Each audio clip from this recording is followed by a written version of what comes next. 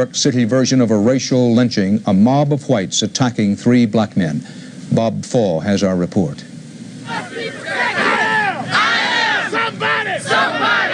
In sorrow and anger, dozens of blacks massed in the white middle-class neighborhood of Howard Beach to mourn the death of Michael Griffith, a 23-year-old construction worker. He and 2 friends, marooned in this area late Friday night when their car broke down, were chased by about 10 white youths wielding bats and sticks. Trying to escape on this expressway, Griffith was hit by a car and killed. Statements were made that niggers, you're in the wrong neighborhood, you don't belong in this neighborhood, get out of here. My own feelings about this is that it's nothing less than a lynching. Police, who blanketed Howard Beach this weekend, today announced the arrest of 4 area residents, ages 16 and 17, in what New York's mayor calls the worst murder in the modern era of this city. To have it happen in New York City, unbelievable that it could happen. But the fact is, it did happen here, just as racial harassment has been reported this year in South Philadelphia, on Cleveland's east side, on the west side of Chicago. It is shocking but should not be surprising, says the prize-winning author of A Chronicle of Racism in Boston. We still are going to have to grapple for many years to come with communities which wish to exclude the other. In Howard Beach, residents bristle when accused of lawlessness, but concede there is an invisible boundary line here which blacks should not cross. Some of the white people in this neighborhood, the first thing they think when they see blacks is that they don't want them in this neighborhood and for this neighborhood to start filling up with colored people. It is that attitude which outraged blacks today condemned and vowed to challenge. We're here because it is our God-given right to be here. And not 1 killing, 2 killings, 3 killings, or 100 killings are going to stop us from going where we want to go. Police say more charges are likely in the incident, which not only illustrates hatred here, but which also serves as a reminder that America still has boundaries which can be crossed only at peril. Bob Fall, CBS News, New York. You're with again? Yes, my name is Dave Walker, and I'm representing the Center for Law and Social Justice of Medgar Evers College. Okay, and let me just back up a little bit here. Again, looking back on what happened here, what's the first thing that comes into your mind about this incident that took place in Howard Beach? Well, it's a shame that something like this is still happening in 1986. If you think back, we just finished up with the Willie Turks incident. We filled up with Spencer. There was an incident of 3 hospital workers, VA workers, the Bronx, Staten Island. It seems like there's no end to the races in this city or in this country, you know. Is the Howard Beach area an area where something like this has taken place before? Well, yes, from what we understand and an investigation that we have conducted, there's been a number of incidents out there. And I'm just wondering if these people who were apprehended by the police were part of the group that assaulted the other members of the black community out there. I wonder if there's any ties in that. You said that, you know, it's hard to believe it's happening in 1986. Other people have said similar things, that it goes right back to the attitudes that were during slavery and other times. Yes, it goes way back. Just wait till the truck passes you there. It was a little louder than you. Okay, I'm sorry. Yes, it goes way back, you know. Sometimes it makes you think that we're going back to the 1950s again. Well, how does it make you feel, this thing? It makes me feel disgusted. You know, when you serve time in the service, fighting for this country, you know, you pay your taxes, and then you're told you can't walk in certain areas because you're a different color than what's out there. You know. Hopefully enough publicity would stop this, you think? I hope so. You know, I think there was a good thing what the commissioner did and what Koch did by putting up the reward and by increasing the number of detectives assigned to this case. You know, I think that was a very good move. You know, I want to compliment them on that. You know, but somewhere along the line, this has to stop. Terrific. Okay? Thanks. Let me just. We're hoping for at least 30 or maybe a little bit more of cars. Okay, do you think there'll be, I'm just going to talk for a second. Do you think when everybody shows up that there might be a confrontation? I know there was some talk about that earlier. I hope not, but... No, we don't expect any confrontation. We'll be taking children out there, women, and when you're going to, say, a demonstration like this, you don't want to be taking women and children, you know, if you're looking for a confrontation. So we're hoping that everybody will go there and conduct themselves in an intelligent way. Okay, thanks. Okay. Let me get your name, first of all. Akbar. Akbar, how do you yes, spell it? it's A-K-B-A-R. Okay. Yes. And incident that happened in Howard Beach. I beg your pardon? Talking about the incident that happened in Howard Beach. Yes. What comes to mind as soon as you think about it? Well, I think it's very much racist. It's a shame to know that in 1986 in America, that there's such intense racism amongst the youngsters. I mean, the people who beat them up were very young. And it's very sad to know that. Huh? No, what's everybody in the neighborhood here saying? Well, you know, we're really. I think most of the people are very frightened to know that right here in New York City, I mean, it's hard to believe that right here in New York City there would be such intense racism and such physical violence. Yeah. So that's basically, I would say, the thoughts that are going on now. That's any talk of revenge or doing anything about it? Or? Well, there's very few things that the civilians can do, except for speak about it. I think this is really something that the politicians must take on, and the police must take on, and the judicial system should take on. Yeah, I think it's really up to them to see to it that the guys are brought to justice. Okay, yeah. Thanks. Okay. You're welcome. Thoughts on what happened over there, I'd imagine? Yes, I do. Can you share those with me? Well, I think what's happened is tragic, and I think it's an awful thing to be happening in New York City. A lot of people say it takes us right back to the 50s, where everyone started from. Absolutely, absolutely. I think it takes us farther back than the 50s. And, you know, I was in World War II, and we fought to preserve New York City as well as the rest of the country. And I think we all have a right. Howard Beach, Bedford Stuyvesant, Harlem, wherever. Doesn't matter. When you think about it, what's your gut reaction to it immediately? Well, I think the law has to take it from here. But I mean, the gut reaction on how it made you feel when you read about it the next day in the paper. I really don't know how I felt. I really felt disturbed about it. And I'm just hoping that they're brought to justice. That's about it. Okay, what's your name, sir? Cliff Joyner. Okay, thanks. Your last name? Velasquez. Velasquez. Okay. What do you think about what happened in Howard Beach? It was something, you know. I know. Well, to me that sounds kind of good, you know. I mean, it sounds difficult. Yeah, you know, but the family, they... You know the family? Moderation, you know. I don't know, I probably don't say decirlo.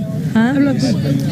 I feel that it was racism, how you call it, against the blacks. They didn't want the black in the neighborhood. So when they saw him in the neighborhood, they thought he was out there trying to mug somebody or trying to rob somebody. No, but he was... But he was really an honest, you know, guy, a working guy, a hard-working guy. He wasn't out there to rob people. You knew Michael Griffith? No, I didn't know him. I seen him around because his little sister or somebody used to go into the center. Did you know him? You knew Michael Griffith? Yeah. He's not the kind of guy that would look for trouble. Well, the only way he'll start trouble if you look for trouble. That's the only way. You know, but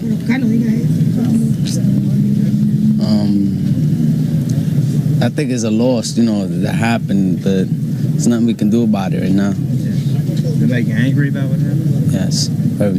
We do. What's the neighborhood saying? Well, you know, there's a lot of talk. I can't say what it is, you know, but there's a lot of talk about, you know, what happened. You know, but like I said, like other people say around here, you know, we got more rights. You know, everybody got rights to go wherever they please, you know, because this, as I said, this is America. This is a free country. So. Reverend Al Sharpton, President of National Youth Movement. About what happened today, before we get into the motorcade, just looking back on what happened in Howard Beach, what was your gut feeling on that? It was shocking, but there has been a growing white backlash around America. We've seen KKK members training in Indiana and in Connecticut. We saw the Dwight Gooden incident. We've seen several things in the forecast. Now, in the biggest metropolis in the world, a black kid is dead because of the color of his skin. We don't know who hit him, but we know who put the stick in his hand. American society has gone backwards. But we're going to Howard Beach today to say you can turn back the clock, but you can't turn back time. We're not running no more. The days of Jim Crow is over, and we're going to affirm that by going and having pizza where Michael had his last meal.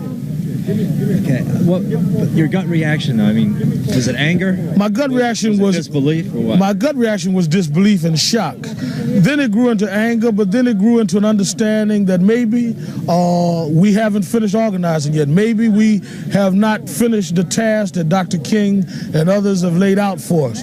So rather than come with vengeance, as some have called the pizzeria man and threatened him, we come with organization and come to affirm that this cannot happen in our society. So this will continue until... Oh, this is not a one-stop shot thing. You have union leaders here, Jim Bell from District 65. You've got Brother Walker, David Walker here from the Black United Front. You've got organizations that do this year in and year out that you only hear about when there's a crisis. And this only re-enhances and reinforces our commitment to stay involved and make sure that justice becomes an everyday thing. The publicity will help. The publicity will help, but there's racism here, and it needs to be exposed so we can deal with it, not just condemn the city, but deal with it. We call this the Big Apple, but blacks can't get a bite. This is the most economically racist city in the United States. So you're going to just keep organizing until things... Keep moving. Keep moving. Okay, good luck to you. Thank you. Eugene Highsmith. Eugene. Yes. It seems like a lot of people are very upset over what happened at Howard Beach. Yes, sure, they should. Especially, like, I was just telling some of the fellas, I used to go to school out in Bay Ridge. We used to have to run from out there.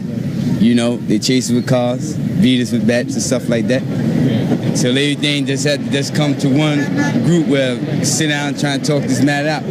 Sometime it worked and sometime it didn't. A lot of people are saying it looks like it's going right back to the 50s. What everybody was working for back then is back to square one. I believe it is. I don't think it never left the 50s. Everything is just there. It's just like it's an enclosed thing. Bigotry is here and it's going to stay here. I mean, you know, like I go out there to Oklahoma every now and then. Same thing there. Certain time in the hour of the night, you got to be inside. If not, you know, you up the creek. So what's the neighborhood saying? Well, the neighborhood's kind of, you know, there's a lot of tension here in the neighborhood now, you know. A lot of people know the young man, and it's a shame just the way he had to go. Only thing I believe he just wanted help, you know. Did you know? Yes. You know, I've seen him around the neighborhood a few times. What sort of guy was he? Well, as far as I know, he never gave me any trouble. Around throughout the neighborhood, I wouldn't know. Yeah. But other than that, I believe he's a fairly decent young man. Any other guys here know? I believe so. Any of you guys know Mike? Yeah, I said that was wrong, you know. It ain't had to even really be like that. How could that be 15 guys on one guy? What type of shit? That's saying you can't go out of Brooklyn without being like, you know, you got to be aware. Even if you go out of your part of town, you got to be hiding and running and hiding. That wasn't right in his act, man. When you saw the newspapers the next day after all this came down, what was your feeling on that? I said, yo, man, it was wrong, because I knew him for 6 years. You know, he was all right with me. I knew him well. But I just said, yo, that wasn't right in his act, though. What up? That's not right in his act. The way they did is like, you know, they ain't nothing but animals, you know. They don't care about nobody, you know, like. Saying like nothing like that would never happen in Brooklyn like that, you know. Saying like, you know, you can't go out, can't leave out of Brooklyn, you go to Queens somewhere, you gotta be like, you gotta go somewhere, you gotta have a gun and something to protect yourself, you know. That ain't right, man. I just hope they get the guys who did it, man, and they serve time for it. What? They got a couple of them now. Yeah. They got a couple of them? They need to get the rest of them, because that wasn't right, man. What up? That wasn't right, man. It's a hard feeling, man, you know. Because the brother was all right, man. He was an all right guy, man. You knew him too? Yeah, I ain't know him that well, but, you know, he was all right in my book. I see him here and there, you know. He did go about his business, and that was that. What they did to him wasn't right, period, so. Do you think something's going to come out of this? I mean, like some neighborhood wars or anything like that? I doubt that. I doubt that. Maybe they might go out there and, you know, retaliate, you know, feelings that it was wrong what they did to him, period, so. If they go out there and do things like to hurt them, hey, that's that. But I got to get both your names too. What's your name? My name is Donald Stratford. My name is Robert Barlow.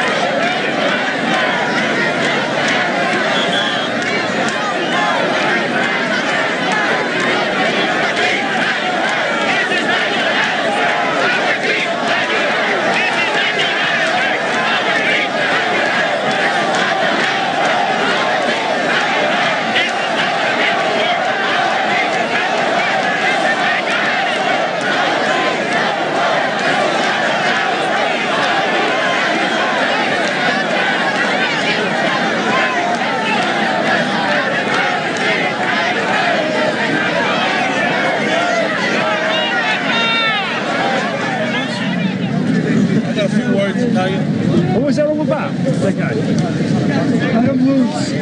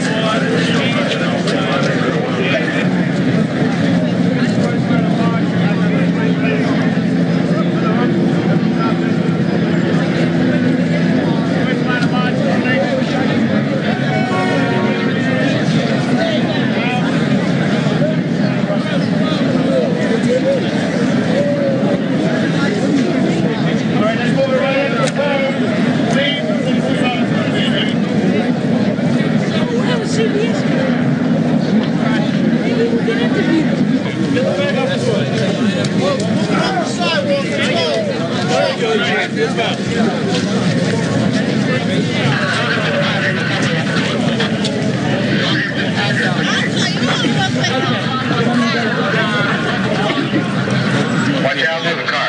Watch out for the car. Well, that's basically what it is.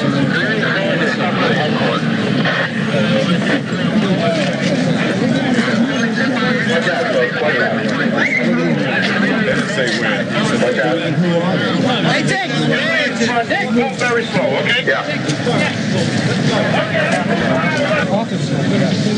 Fellas, stay together. To your right, okay? I got 10 more guys. You don't think it's too far ahead, Brad? Anyone?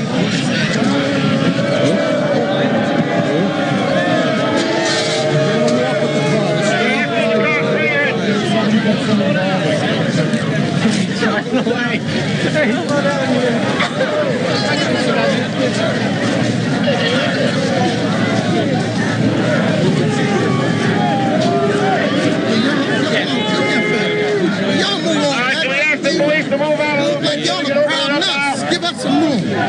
Will you move over that way, please? Please just move out a little bit so we can open it up and stretch it out.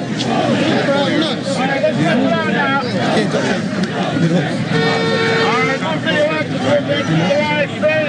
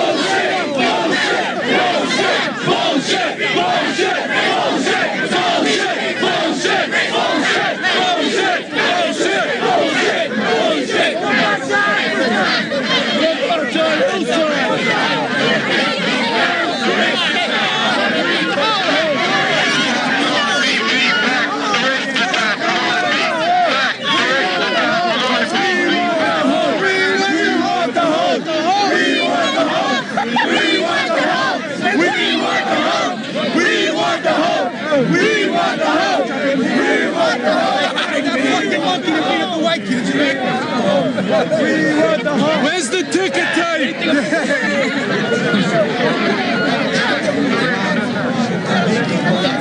Got a match! Yeah, catch the fucking traitor, Touch!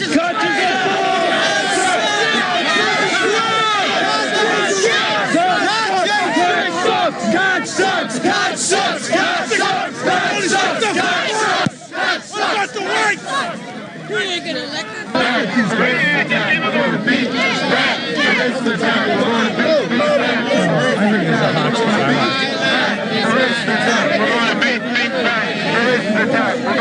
Is your land.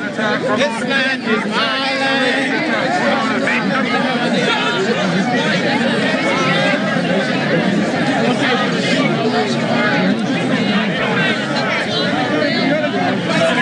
Everybody stay dead,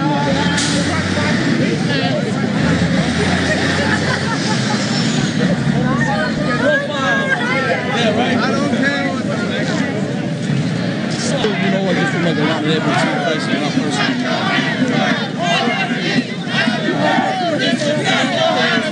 A lot of people are, but then again, you know, some people like are all for it, okay? But just like the march itself is just like provoking a lot of stuff, okay? You know, it could have been dropped. You know, like nobody makes a big stink of like what happened a year and a half ago, 2 years ago, the Palm Sunday Massacre in East New York, right? Nobody goes and does nothing about that. But one guy accidentally, I mean, the kids were wrong for going after him, you know, after the guys, but still. How do you feel about these people parading through the neighborhood? I think it's wrong. I think it's just provoking more and starting more trouble, even with the neighbors, in, you know, in the area. You were shouting Santa Claus is white? Well, other people are. What's your name? Don't have a name. You said it was Joe? Joe, that's it. Do they have a right to march through the neighborhood? They have a right to do anything they want, like everybody else. You know, but I think it's just provoking everything, you know, just making everything seem like a lot more than what it really was. Is this neighborhood racist? I can't really answer that. I can't speak for everybody else. You think the blacks were out of line being here? Personally, yes. Yeah? I think, like I said, I think it's just provoking things more. I mean, not the marchers, but the kids who came in who got beat up. Okay, like, you gotta listen to everybody's side of the story, though. You know, 4 hours to come across the bridge to come through here to, you know, to eat pizza. 4 hours? Figure that out. And like somebody said, there was trouble down there in front of the diner also, but nobody says anything about that. How about with the shotguns when they came down? Yeah, what about them breaking into people's houses? We'll take no more! We fight up! We'll take no more! We fight up! We'll take no more! We fight up! We'll take no more! We fight up! We'll take no more! We fight up! We'll take no more! We fight up! We'll take no more! We fight up! We'll take no more! We fight up! We'll take no more! We fight up! We'll take no more! We fight up! We'll take no more! We fight up! We'll take no more! We fight up! We'll take no more! We fight up! We'll take no more! We fight up! We'll take no more! We fight up! We'll take no more! We fight up! We'll take no more! We fight up! We'll take no more! We fight up! We'll take no more!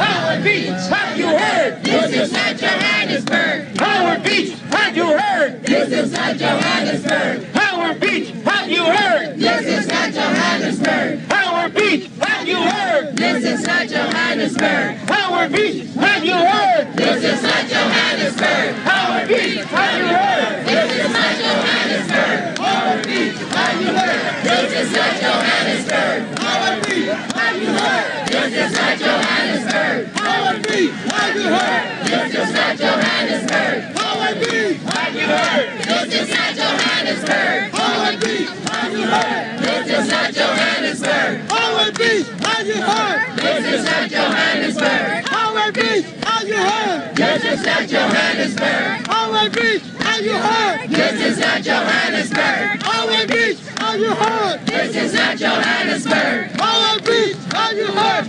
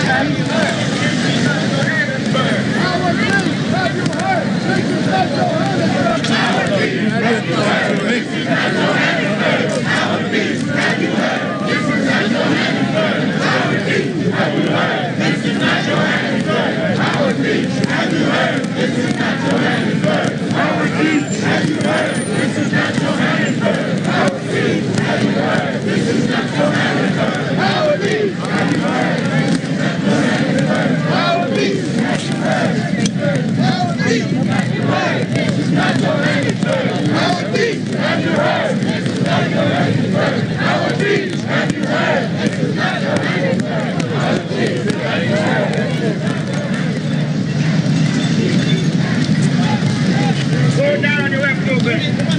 Nice and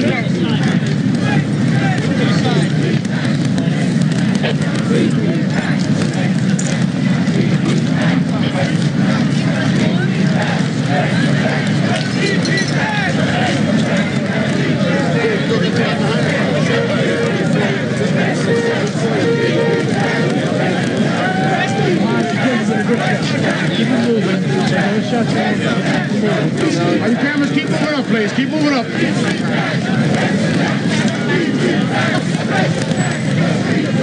Follow it up where you are. Stay where you are.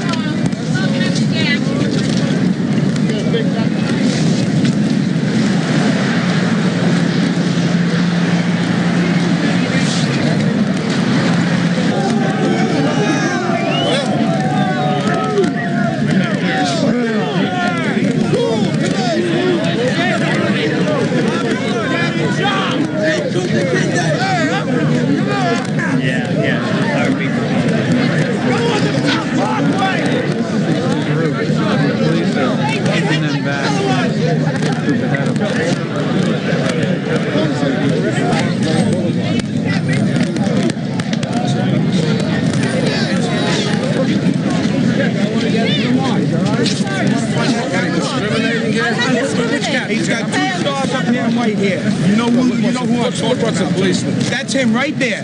Right there in the middle. That's the captain right there. I want his name and his number.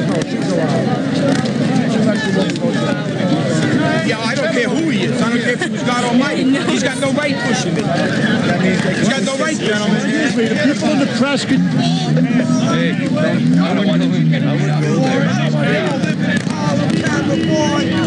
Matt, you afraid to go to Harlem with the camera, right?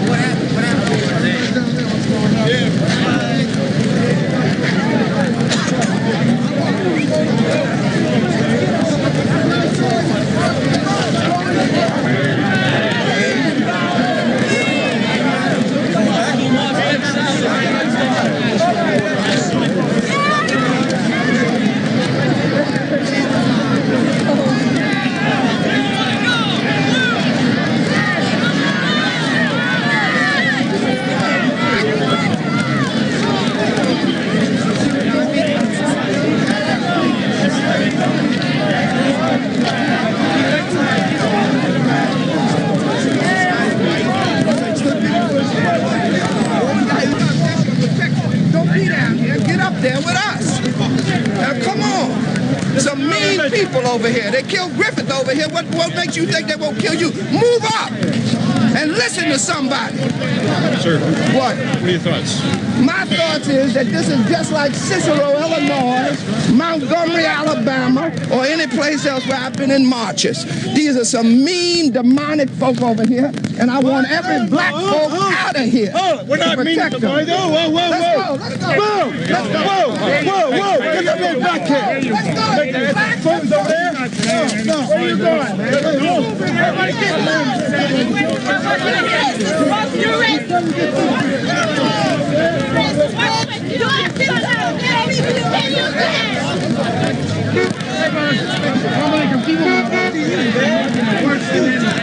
Keep moving. Who the fuck you talking about talk to them? Huh? Who the fuck you talking about talk to them? What's the community? Right over here,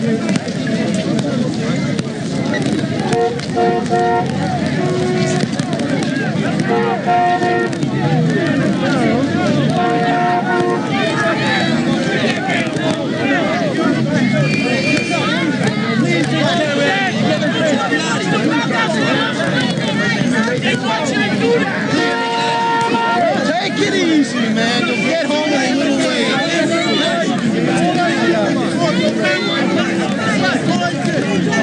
hang it out.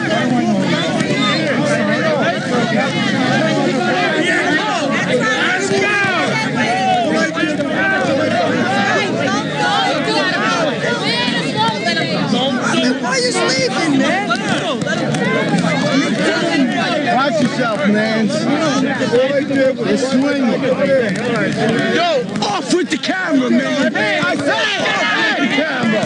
Police. Go.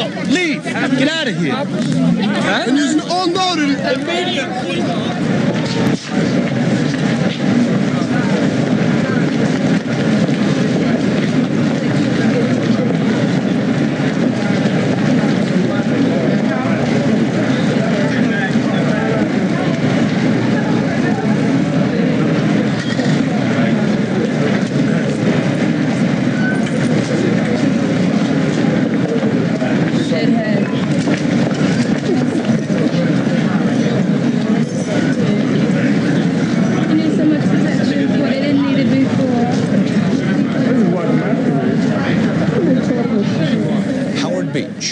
Few outside that white working-class neighborhood in the New York City borough of Queens had ever heard of it until last December.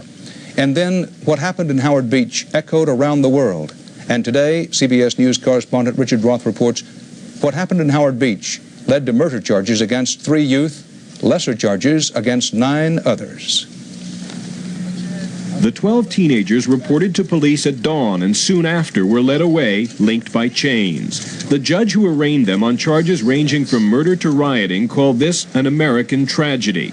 The prosecutor who developed the case against the young men of Howard Beach, Queens, though, said it's not an indictment of their city or their neighborhood. Not a case about Howard Beach, he said, but about hate and distrust. What happened in Howard Beach that night, or those two nights, the 19th and 20th of December, could have happened anywhere in this country, in this world.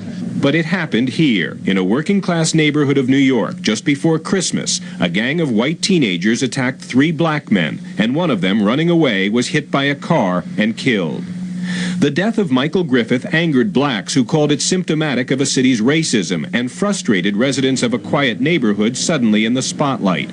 Howard Beach became a symbol for something ugly and a battle cry. Howard Beach, have you heard? In court today, the 12 teenagers from Howard Beach all pleaded not guilty. A black community spokesman called the indictments against the young men a positive signal. But some white residents of Howard Beach insist it wasn't a racial crime that happened here, it was just an unfortunate fight that now has become a tragedy. Richard Roth, CBS News, New York. Eastern Airlines today agreed planning to pay massive demonstrations in New York tomorrow to protest what they say is rampant racial violence. The demonstrations come as a decision is awaited in a racial attack case that's getting national attention. Richard Schlesinger has our report. 1 year after Michael Griffith died, a jury is still trying to decide if a gang of white youths chased him to his death on a busy highway or if it was all just a tragic accident. After 11 days, there is still no verdict. My feeling is that we're coming to an end. The crowds around the Queens courthouse are now so large, the defendants, 4 white teenagers charged with murder or manslaughter, travel in and out of court in a pack. Black activists who have watched the trial closely plan a mass demonstration tomorrow to tie up traffic, despite a judge's order hastily issued today to stop them. So he can get his best handcuffs ready for me tomorrow. We intend to block the bridges. We intend to block subway trains. We intend to block the Long Island Railroad. This evening, Michael Griffith's mother, Jean, appeared at a memorial service for her son, marking the first anniversary of his death. In this case, a mother's grief has almost been forgotten as 12 men and women try to decide if her son was killed running for his life from a racist mob or because he exercised bad judgment late at night 1 year ago. Richard Schlesinger, CBS News. Including myself, was served with a restraining order, told that we could not participate in civil disobedience on tomorrow at 3 o'clock and asking us to appear in court. I immediately talked to our attorney, Alton Maddox, who is on my left, who had not even been here at the strategy of the leadership until today. I come to announce this morning that I intend to defy this order. I will not appear in court. We will be 3 o'clock in Borough Park in Brooklyn, prepared to practice civil disobedience and go to jail. Mr. Johnston and the police department has an uncompromising nerve, and it is the epitome of an insult for them to ask us to restrain ourselves when they have not indicted one cop in the false transit arrest, when they have not indicted one person in the rape and sodomy of Tawana Bradley, and when this verdict is still unclear with this jury. The nerve of them to use legal apparatus on the victims while they still have not addressed the victimizers. So he can get his best handcuffs ready for me tomorrow. We intend to block the bridges. We intend to block subway trains. We intend to block the Long Island Railroad. And we intend to send Johnson and Ben Ward their order back so the next time they have diarrhea, they can use a box of Maalox and disorder. Mr. Maddox, what's your reaction, sir? There's a point. Yeah, why are you doing that? It is very... Hold on. It is very clear that in the city of New York that we have a mayor who has changed his name from Edward I. Koch to Edward I. Botha. That the practices that are so everly present in South Africa are present here today. I have informed Reverend Sharpton that the city of New York is completely out of order in issuing prior restraint on the First Amendment rights of Reverend Sharpton and other members of the black community. I think that the city of New York, through this action, has confirmed what we have said all the time, that we absolutely have no constitutional rights in this city. We saw that some months ago out in Crown Heights when the police department informed us that we did not have the right to freely travel on certain days. We saw that recently with the homeless, where the police department is beginning to indiscriminately pick up people under the guise that they have no home in violation of their constitutional rights. Those rights are guaranteed under the Fourth Amendment to the United States Constitution, and now the most precious right of all, the First Amendment to the United States Constitution, is being trampled upon. It is clear that we are not involved in violent protests, but we will not be shackled as a result of nonviolent protests. Reverend Sharpton, what do you want to accomplish tomorrow? You had a march in Howard Beach last year, and the police department was there, and it was a big march. And then you had a march to the mayor's apartment several months later, and the police department did not stop that. Do you think that the city just has a problem with the form of protest, that it may be disruptive to a lot of New Yorkers who want to get to work and home? And no, I think that when those particular protests took place, the city of New York was unaware of the growing rise of strength in the black community and the complete shift in leadership in the black community. The city of New York for 25 years or so have financed certain Negro leaders to command our communities. Now the black people in our community have rejected that, and they are now marching to a new drummer. And we are making this very clear, and that response will be seen tomorrow. They rolled over New York and the nation today after a jury convicted 3 young white men and acquitted a 4th in the death of a black man just a year ago. That fatal outburst of mob violence etched the words Howard Beach on the nation's consciousness. And the anger, white and black, didn't end with the jury's verdict. Richard Schlesinger reports. To a group of protesters in a New York courthouse, the trial of the 4 white teenagers became the latest rallying cry for a reignited civil rights movement. New York State is now the capital of racial violence. Michael Griffith was a 23-year-old black man who was beaten and chased by a gang of white teenagers in a predominantly white neighborhood of Queens. He was struck and killed by a passing car when he ran onto a busy highway to escape his attackers. 4 teenagers were on trial. 3 were convicted of manslaughter. 1 was cleared of all charges, but none was convicted of murder.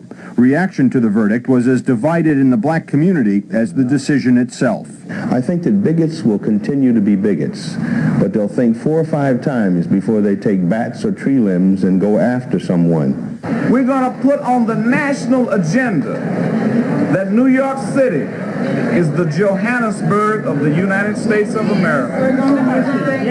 And we will be free. Mason and other black leaders spent the night in jail. They were arrested yesterday when a group of about 500 protesters blocked rush hour traffic. It was called a day of outrage. Outrage which continued today despite attempts by city leaders to put the best face on the verdict. There will be 2 groups on either extreme, one saying it didn't go far enough, and the other saying it went too far. Some black leaders have already called for a state commission to study racism in New York. Others are planning a more immediate response and threaten more civil disobedience to call attention to their cause. Richard Schlesinger, CBS News, New York. From Alexis de Tocqueville, early in the 19th century, to James Baldwin, who died only this month, writers, white and black, have warned that history's great experiment called the United States of America would not, could not, work without equal justice for all. Howard Beach seems to mark a vantage point from which to look again at the progress we've made and the distance we have to go. Bruce Morton has a look. A civil rights demonstration in New York. Just like the 1960s? Not quite. This was over the Howard Beach trial. Demonstrations for and against racism in Forsyth County, Georgia last January.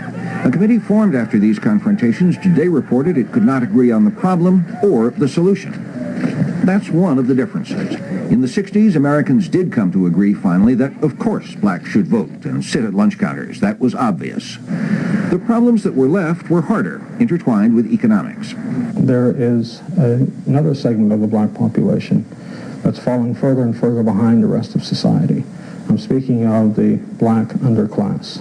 Even if we wanted to, did we know how to help ghetto children, how to give them an even chance to compete? And did we want to? Some feel that this president cares less than some others. He tells us that you don't have to have community, you can go be selfish, and that's the way to be in America. That's awful. That's destructive. That's destructive on a broad range of fronts. 20 years ago, the Kerner Commission saw a country moving toward 2 societies, separate and unequal. Former Senator Fred Harris was a member of that commission. These central cities really now are worse off. Unemployment's worse, poverty's worse, housing's worse, the schools are worse. We've begun to go backwards, and I think that's really unacceptable.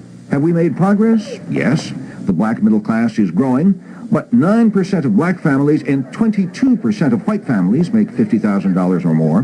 Black unemployment is twice white. Black infant mortality is twice white. We have come some of the way. I think in any effort of this nature, it takes time to review and achieve progress. We will see some of that. It may be slow at first. We didn't finish.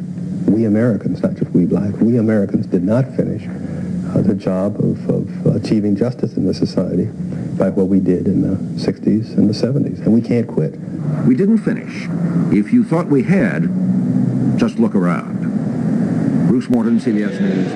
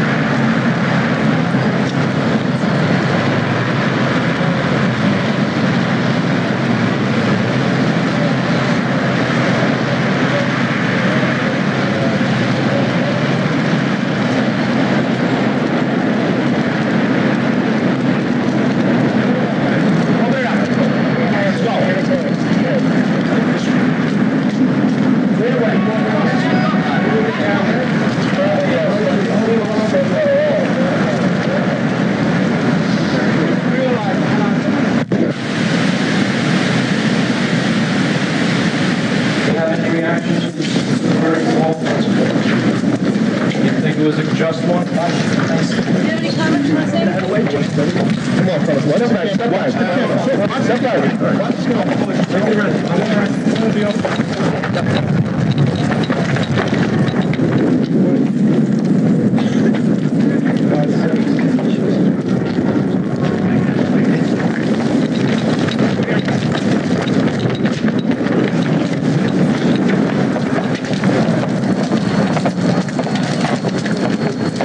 Watch your step. Yep, I know. I'm trying to get them. It's all right. I know you can take them all, but... Yep, no problem, gentlemen.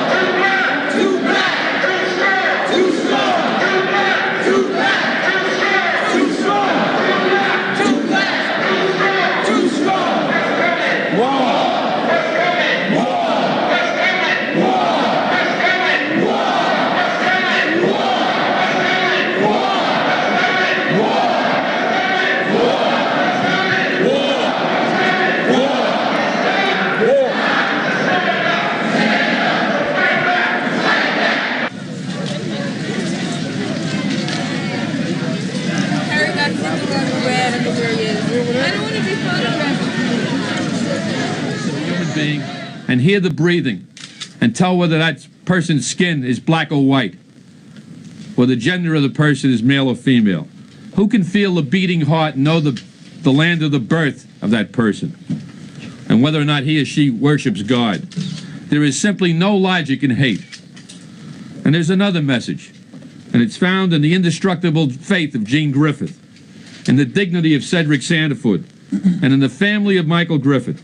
It is found in the pastoral devotion of Father C, and in the scripture reading of a few days ago, that the dawn from on high shall break upon us to guide our feet to the road of peace.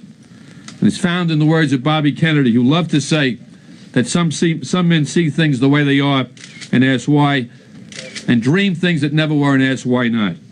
And the message is that whether we are Jew or Christian, we believe in God or not, whether we be Irish or Italian or wherever our ethnic roots, whether we're black or white, whatever our differences, we are in every sense the family of Michael Griffith. And so we ought to ask, in the words of St. Francis, that the Lord make us channels of his peace. With his hatred, let us bring love. With his injury, his pardon. And with his doubt, true faith in him. When the story of this tragedy at Howard Beach is finally written, you will not be able to count the number of broken hearts. The scale of justice often holds a delicate balance, and this is especially true in this case. We all owe a debt of